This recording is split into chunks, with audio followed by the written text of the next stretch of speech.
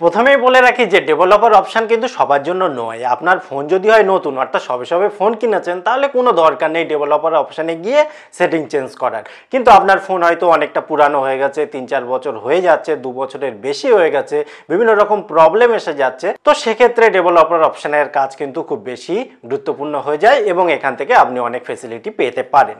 তো আজকের ভিডিওতেও কয়েকটা সেটিং বলবো যেগুলো আপনার ফোনের ক্ষেত্রে সব রকম ক্ষেত্রেই সুবিধা পাবে। তো চলুন ডাইরেক্ট চলে যাই মোবাইলের স্ক্রিনে এবং দেখে নিই। তবে ডেভেলপার অপশনের উপরে অনেকগুলো ভিডিও কিন্তু চ্যানেলে অলরেডি আছে, সেগুলোও দেখতে পারেন এবং অনেক রেসপন্স এসছে, মিলিয়ন ভিউ হয়েছে। তো চলুন শুরু করি এবং দেখে নিই। ডেভেলপার অপশন এমনিতেই ডাইরেক্ট থাকে না, অন করতে হয়। যারা জানেন না তাদের জন্য খুব শর্টে বলে দিই, আপনি সেটিংয়ে যাবেন, সেটিংয়ে যাওয়ার পর স্ক্রল করবেন, স্ক্রল করে অনেকের ফোনে রয়েছে সিস্টেম ম্যানেজমেন্ট, কিংবা ডাইরেক্ট আপনি পেয়ে যেতে পারেন অ্যাবাউট ফোন। অ্যাবাউট ফোনের ভেতরে যে বিভিন্ন ধরনের অপশান থাকে তার মধ্যে আপনি এই সফটওয়্যার ভার্সান বা সফটওয়্যার ইনফরমেশান বা আপনার বিল নাম্বার থাকতে পারে, তার উপরে 7 বার কন্টিনিউ ক্লিক করবেন। ক্লিক করলে ডেভেলপার অপশান অন হয়ে যাবে। এখান থেকে বাইরে চলে আসবেন, নিচের দিকে আসবেন, নিচে দেখতে পাবেন ডেভেলপার অপশান চলে এসেছে। এর উপরে ক্লিক করবেন, ক্লিক করার পর উপরে ডেভেলপার অপশান আছে, এখানে জাস্ট অন করতে হবে। অন করে একটা পপ আপ আসবে, ওকে করে দিলে ডেভেলপার অপশান অন হয়ে গেল। এবারে চলুন মেন সেটিংগুলোই দেখে নিই। প্রথম সেটিং যেটা দেখব, আমাদের ফোন যখন একটু পুরানো হয় তখন যে প্রবলেমটা হয়, স্লো হতে শুরু করে, ল্যাগ হতে শুরু করে। তার মেন কারণ হচ্ছে আমাদের র্যাম। আগেরকার ফোনগুলোতে হয়তো 2 GB 3 GB বেশি র্যাম থাকতো না, এখন ফোনগুলো যেমন অনেক র্যাম থাকে। তো সেক্ষেত্রে কি হচ্ছে, র্যাম যত প্রেশার খাবে, অর্থাৎ প্রসেস যদি হয় অ্যাপগুলো, র্যামের ওপরে অবভিয়াসলি তার প্রভাব পড়বে। তো এটা কারা কারা করছে সেটা যদি আপনি জানতে পারেন, তাহলে আপনি চাইলে সেটাকে বন্ধ করতে পারবেন। তাহলে আপনার র্যামের উপর প্রেশার কম পড়বে এবং আপনার ফোন স্মুথলি চলবে। সেটা চেক করার জন্য আপনি চলে যাবেন একটু স্ক্রল করে, এখানে দেখুন লেখা আছে রানিং সার্ভিস, অর্থাৎ যে সার্ভিসগুলো রানিং রয়েছে। তো এর উপরে আপনি ক্লিক করে দিন। ক্লিক করলে এখানে দেখুন 2 রকম অপশান রয়েছে, রানিং প্রসেস তো এবং কেস প্রসেস। তো দেখুন এখানে কিন্তু আপনি খেয়াল করে দেখবেন সবসময় চেঞ্জ হচ্ছে, অর্থাৎ এটা যে স্থির রয়েছে তা কিন্তু নয়, একটু পরে পরেই দেখবেন চেঞ্জ হচ্ছে, কারণ রানিং চলে, পেছনে ব্যাকগ্রাউন্ডে চলতে থাকে। তো এবার আপনি চলতে চলতে দেখলেন যে কারা কারা করছে, এখান থেকে তো দেখা যায়। এবার ধরুন আপনি যে কোনো একটা, আমি উদাহরণ হিসেবে দেখাচ্ছি যে ওয়েদার স্টোরেজ। এবার আপনি যদি চান যে এই ব্যাকগ্রাউন্ডে রান করা বন্ধ করুক, কারণ আপনি চান না রানিং হোক, তো সেক্ষেত্রে আপনি স্টপ করে দেবেন। স্টপ করলে ও কিন্তু ব্যাকগ্রাউন্ডে আর রান করবে না। এইভাবে যেগুলো আপনি হয়তো খুব বেশি আপনার প্রয়োজন নেই, দরকার হয় না, সেগুলো ব্যাকগ্রাউন্ডে রান করা থেকে আপনি বন্ধ করতে পারেন। তাহলে আপনার ফোনটা খুব স্মুথলি চলবে। যদি আপনার এই প্রবলেম না থাকে তাহলে এইভাবে স্টপ করার কোনো প্রয়োজন নেই। এবারে চলুন দ্বিতীয় অপশান। দ্বিতীয় অপশানে ধরুন আমরা কি করি, অনেক সময় ফ্রি ওয়াইফাই অনেকে ইউজ করি, বা অনেক সময় কি হয়, কারোর কাছ থেকে একটু ওয়াইফাই নিচ্ছি, নিয়ে কোনো একটা ভিডিও সিনেমা ডাউনলোড করছি বা ইম্পর্টেন্স কোনো ফাইল, যাই হোক যাই করি না কেন, হঠাৎ করে হয়তো ওয়াইফাইটা স্টপ হয়ে গেল।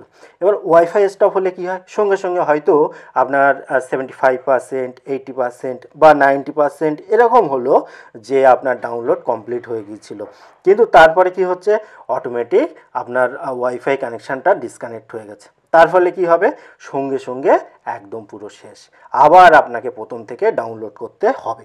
কারণ এই প্রবলেমে যারা পড়েছেন তারা নিশ্চয়ই জানেন। তো এই প্রবলেম কিন্তু আপনার আর হবে না। আপনি কি করবেন, আপনি স্ক্রল করে এইভাবে নিচের দিকে আসবেন, এসে এখানে এক জায়গায় পেয়ে যাবেন যে মোবাইল ডেটা অলওয়েজ অ্যাক্টিভ।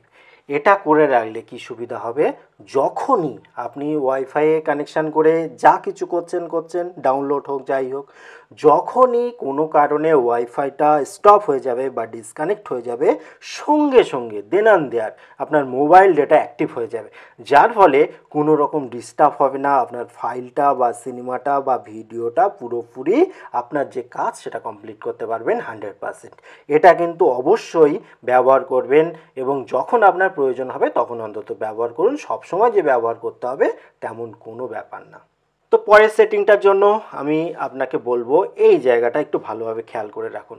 এখানে যে অপশানগুলো রয়েছে, এখানে একটা নতুন অপশান যুক্ত হবে এবং তার কিন্তু অসাধারণ কাজ।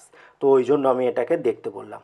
তো এখান থেকে দেখুন আপনি কি করবেন, একটু স্ক্রল করে নিচের দিকে আসবেন, এসে এখানে দেখুন লেখা আছে কুইক সেটিংস ডেভেলপার টাইলস।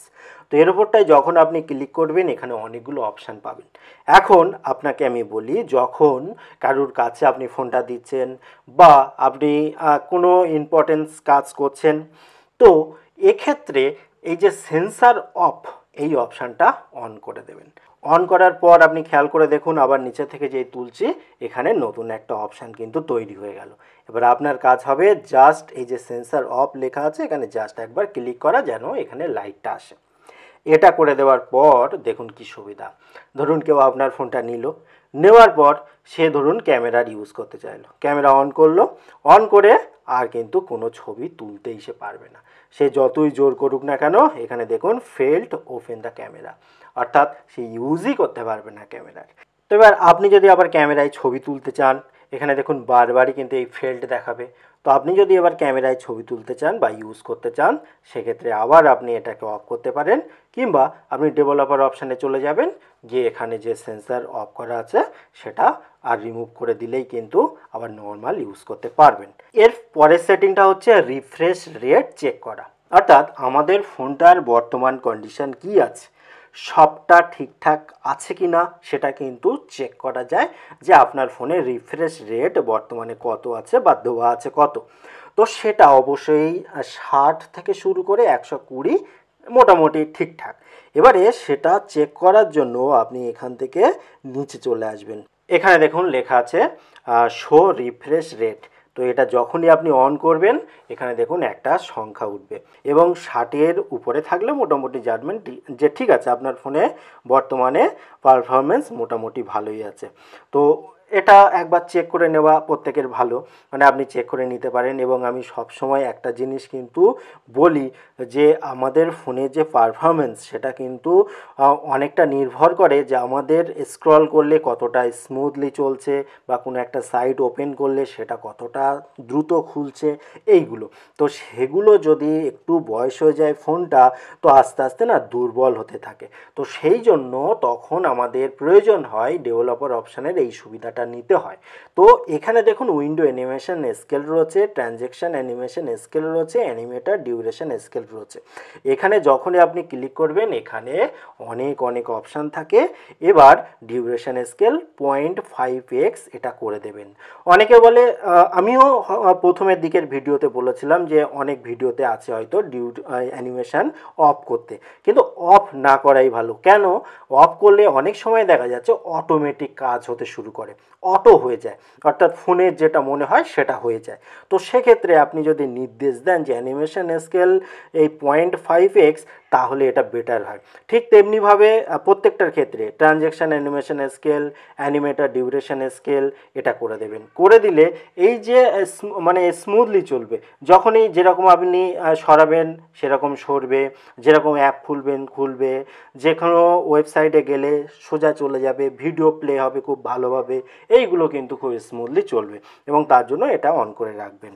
এবং লাস্ট অপশানটা বলবো সিমুলেট সেকেন্ডারি ডিসপ্লে, অর্থাৎ একটা ডিসপ্লের মধ্যে আর একটা ডিসপ্লে। এটা আপনি আপনার সুবিধা মতো ব্যবহার করতে পারেন। ধরুন একটা ড্যান্স হচ্ছে, তো সেটা প্রথমে তো বড় পর্দায় হবে, এবং তার একটা ছোট পর্দা, এবং তার ভেতর আরও একটা ছোট পর্দা। অর্থাৎ আপনি যদি স্টাইলভাবে দেখতে চান একবার ট্রাই করতে পারেন, কিন্তু সতর্কতা আপনাকে নিতে হবে। কি সেটা? তো আগে চলুন সেই অপশানটাতে যাই। এখানে দেখুন সিমুলেট সেকেন্ডারি ডিসপ্লে অপশানটা রয়েছে। তো এর উপরে যখনই যাব সাধারণত নান করা থাকে, এবং এখানে দেখুন অনেকগুলো অপশান রয়েছে। আপনি ভুলেও কখনো 4K বা এই জাতীয় কিছু নেবেন না, 1080p নেবেন না। বলবো 720p নেওয়ার দরকার নেই। আপনার যদি শখ মেটাতে হয় একবার দেখে নেওয়ার জন্য এই যে 480p এটা করে দেবেন। করলে দেখুন এখানে এরকম একটা ডিসপ্লে থাকবে, অর্থাৎ আপনি যখনই এখানে কোনো কাজ করবেন তখনই দেখুন এই ডিসপ্লেতে সেটা শো হবে। কিন্তু সমস্যা হচ্ছে এই ডিসপ্লেতে কিন্তু কোনো কাজ আপনি করতে পারবেন না।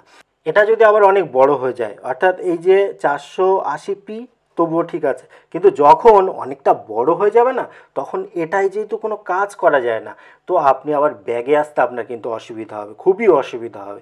ওই জন্য এটা ব্যবহার করুন খুব ছোট আকারে দেখুন। তো মোটামুটি আপনার ইচ্ছা পূরণ হয়ে গেলে আবার এটাকে অফ করে দিন। ভিডিওটি কেমন লাগলো অবশ্যই কমেন্ট করতে ভুলবেন না। আবার দেখা হয় পরবর্তী ভিডিওতে। ততক্ষণ ভালো থাকুন, সুস্থ থাকুন। Bye bye.